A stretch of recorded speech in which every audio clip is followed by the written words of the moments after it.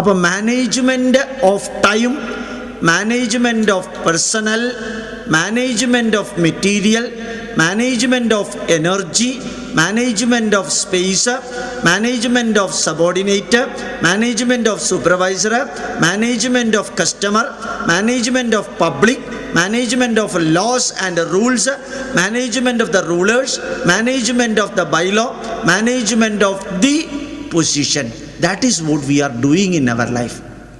അതിന് ഒരു കോംപ്ലിക്കേഷനും ഇല്ല. പക്ഷേ നമ്മളത് അറിയണില്ല.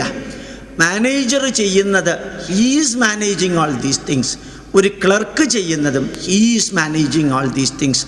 ഒരു ഭാര്യ ചെയ്യുന്നത്, ഭാര്യ she is managing her husband.